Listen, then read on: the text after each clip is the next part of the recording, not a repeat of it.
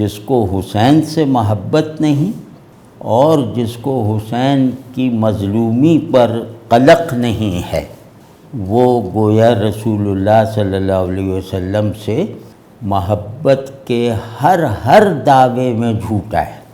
تو یہ بات اللہ نے ان کو عطا فرمائی ہے۔ تو ہم گویا اس طرح رسول اللہ صلی اللہ علیہ وسلم کی مطلوبہ معیاری محبت کو محفوظ رکھتے ہیں، امام حسین کی مظلومی کے قلق کو اپنے اندر زندہ رکھتے ہوئے، اور ان کے قاتلوں سے نفرت کو اپنی حمیت دینی کا تقاضا سمجھتے ہوئے، اپنے حب رسول صلی اللہ علیہ وسلم کا تقاضا سمجھتے ہوئے۔ تو یزید اس معنی میں کہ میں نہیں سمجھتا کہ وہ قتل امام حسین سے بری ہے، اور کیونکہ وہ بادشاہ تھا، اگر بالفرض قتل اس کے حکم سے نہیں ہوا تو پہلا اس کا جو نیچرل رسپانس ہونا چاہیے تھا اس پہ کہ فوراً تخت چھوڑ دیتا کہ میں یہ دھبا لے کے نہیں جانا چاہتا، دیکھو میرے اس قتل میں شریک نہ ہونے کا ثبوت یہ ہے کہ میں تخت ہی سے دستبردار ہو رہا ہوں، جیسا کہ اس کے صاحبزادے نے دستبرداری اختیار کی تھی۔ یہ بالکل نیچرل تھا اور بہت ضروری تھا، اگر اس کے دل میں رسول اللہ صلی اللہ علیہ وسلم کا احترام ہوتا، محبت ہوتی۔ اور پھر یہ کہ چلو کسی وجہ سے وہ ایسا نہیں کر سکا، وہ حسین کو بھی اس پاور پلے میں ایک فریق سمجھ رہا تھا، تو اس کے باوجود اسے جو ہے وہ جو قاتلین تھے، اگر وہ اس کا ذمہ دار نہیں ہے تو اس کے بالکل واضح قاتلین جو ہیں یا جن پر الزام ہے قتل کا، ان سب کو بیڑیوں میں جکڑ کے طلب کرتا، اور بہت جس پر شبہ بھی ہو جاتا ہے کہ یہ اس قتل کی اسکیم میں کسی بھی طرح شریک تھا،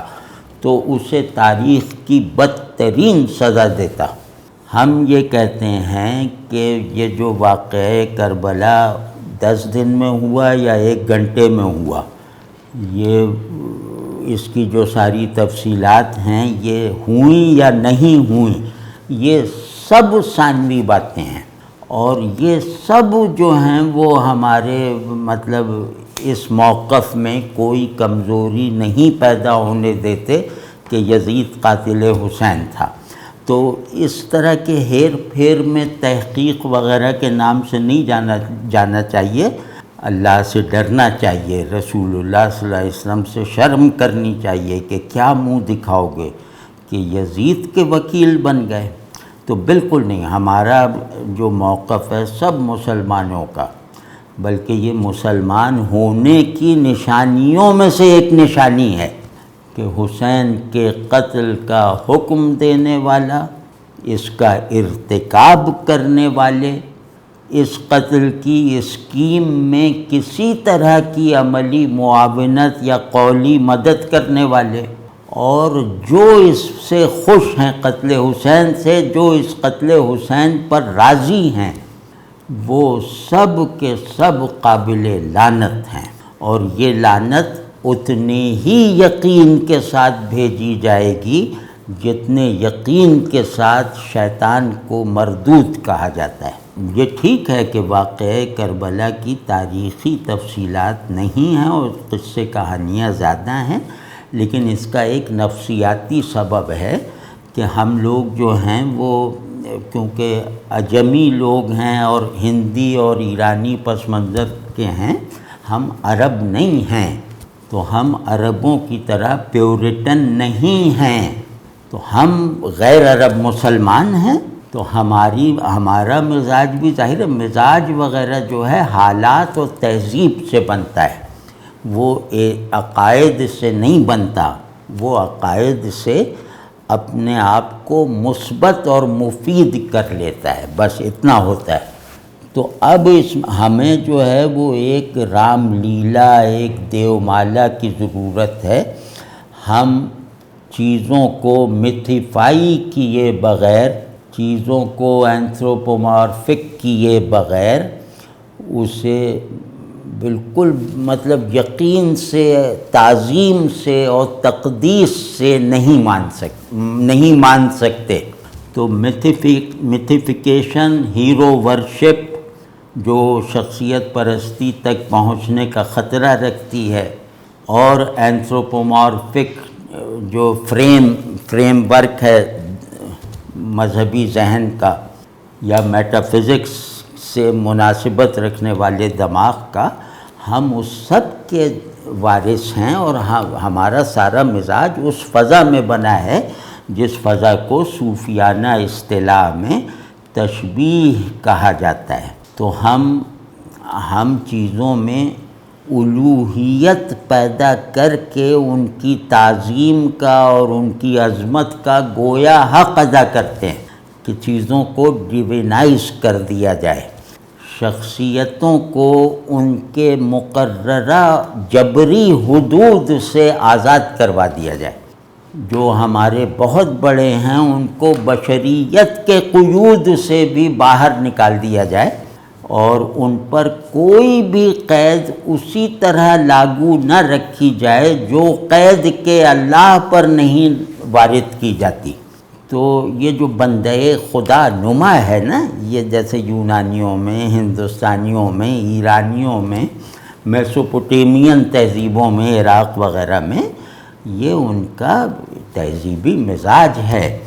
اس کا مثبت استعمال بھی ممکن ہے۔ اس مزاج یہ نہیں ہے کہ یہ نہیں کہہ رہا میں کہ مشرکانہ مزاج ہے، میں یہ کہہ رہا ہوں کہ یہ مشرکانہ نتائج پیدا کیے اس نے ایک کانٹیکسٹ میں، ایک نظریاتی سیاق و سباق میں، لیکن یہ کہ اس مزاج کو جس نے شرک یقیناً جنریٹ کیا ہے، اس مزاج کو ذوق توحید اور فہم توحید کے تابع کر کے اس کے نتیجے میں اللہ کی معرفت کی فراہمی کا ایک غیر متناہی سلسلہ شروع کیا جا سکتا ہے۔ تو وہ مطلب یہ اس بات کو اس طرح سمجھیں۔ تو ہم اہل تشبیہ، یعنی تشبیہ اور تنزیہ اللہ کے دو حق ہیں۔ تو جس نے صرف تنزیہ کو مانا اس نے اللہ کو ذات نہیں سمجھا، مطلب موجود نہیں سمجھا، وہ تخیل ہے، اور جس نے صرف تشبیہ کو مانا اس نے اللہ کو ذات واحد نہیں جانا۔ تو حق ان دونوں کے میں ہے کہ اللہ اپنی ذات میں ماورائے محض ہے، اپنی صفات سے کے اثرات سے ظاہر ہے، یعنی ہر چیز اللہ کی جلوہ گاہ ہے۔ اگر تمہیں وہ نظر ملے جو نظر عجمی تہذیب کے بہترین عناصر کو جذب کرنے والے لوگوں کو قبول اسلام کے بعد حاصل ہوئی، تو یہ سب ٹھیک ہے، لیکن اگر میں ان چیزوں کی آڑ لینے لگا کہ وہ تو حسین کو نبیوں سے بڑھا رہے ہیں اور یا فلاں کو خدائی کے درجے تک پہنچا رہے ہیں، تو یہ ان کا کام ہے، جن کا کام ہے وہ جانیں، وہ اپنی فکر کریں۔ ہمیں ان چیزوں سے متاثر ہو کر امام حسین کے ساتھ اپنے تعلق کے بیسک احساس اور ریئلائزیشن سے دستبردار نہیں ہونا چاہیے۔ ہم یہ تھوڑی ہے کہ اگر انہوں نے ان کو تخت پہ بٹھا دیا تو ہم نے ان کے لیے جو مسند بچھائی ہے وہ مسند اٹھا کے ہم باہر پھینک دیں، بالکل نہیں۔ تو اس رد عمل کی نفسیات میں نہیں پڑنا چاہیے، اور وہ ٹھیک ہے، وہ اللہ فیصلہ کرے گا کہ حسین کو ماننے میں کیا غلطی کی ہے، وہ اللہ فیصلہ کرے گا۔ اور غلطیاں ہوئی ہیں، ظاہر ہے بہت بڑی بڑی غلطیاں ہوئی ہیں، ان میں سے تمام غلطیوں کا ایک میں خلاصہ عرض کرتا ہوں کہ واقعہ کربلا کو میتھیفائی کر کے اسے ایک باقاعدہ مذہب کی بنیاد بنا لینے کے نتیجے میں خدا اور خدا کی کتاب اور خدا کے رسول صلی اللہ علیہ وسلم کی کوئی ضرورت نہیں رہ گئی۔ تو آپ دیکھیں کہ اس معاملے میں جو لوگ غلو کرتے ہیں اور اس غلو پر ایک اتفاق بھی پیدا کر لیتے ہیں، وہ زبان سے تو کہتے رہتے ہیں کہ معبود اللہ ہے اور رسول اللہ صلی اللہ علیہ وسلم وہ ہیں سب سے بڑے ہیں، لیکن ان کے احساسات تعلق جو ہیں، ان کے جو جذبات تقدیس و تعظیم ہیں، اس سے اس کی تائید نہیں ہوتی۔ گویا وہ اسلام کو گاڈ لیس کر رہے ہیں۔ جو سب سے گہری بات ہوتی ہے کہ اللہ سے محبت نے رسول کو محبوب بنایا اور حسین کو محبوب بنایا، عمر کو محبوب بنایا، علی کو محبوب بنایا، اور اس لیے بنایا تاکہ اس کی محبت کی مشق کر کے ہم دوبارہ اس کی طرف پہنچیں۔ تو اس میں بہت کوتاہی ہوئی ہے،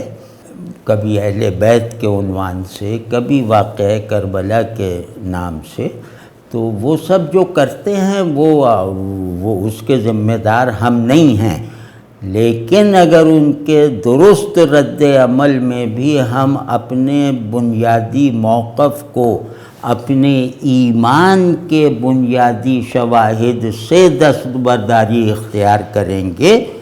تو یہ بے وقوفی بھی ہوگی اور یہ اپنے اوپر ظلم بھی ہوگا، یہ رسول اللہ صلی اللہ علیہ وسلم کی افسردگی کا سبب بھی بنے گا، اور ڈر ہے کہ یہ اللہ کے غضب کو دعوت نہ دے۔ لعنت کرنے والوں میں ایک اچھی خاصی تعداد ان لوگوں کی ہے، یہ بات بھی قطعی اور حتمی ہے، جو خود ملعون ہیں، جو خود قابل لعنت ہیں۔ تو اس میں بہت ڈر کے رہنا چاہیے، بہت محتاط رہنا چاہیے کہ ہم چلو اللہ کا شکر ہے کہ یزید پہ رحمت بھیجنے والوں میں تو نہیں ہیں، لیکن کہیں ایسا تو نہیں کہ یزید پر لعنت بھیجنے والے اس طبقے میں ہمارا شمار ہو رہا ہے جو خود یزید ہی کی طرح مستحق لعنت ہے۔ اس پر مطلب بہت سمجھداری سے، بہت حمیت کے ساتھ اور بہت سچائی اور اخلاص اور حب رسول صلی اللہ علیہ وسلم کے ساتھ ہمیں جیسے محکم رہنا چاہیے۔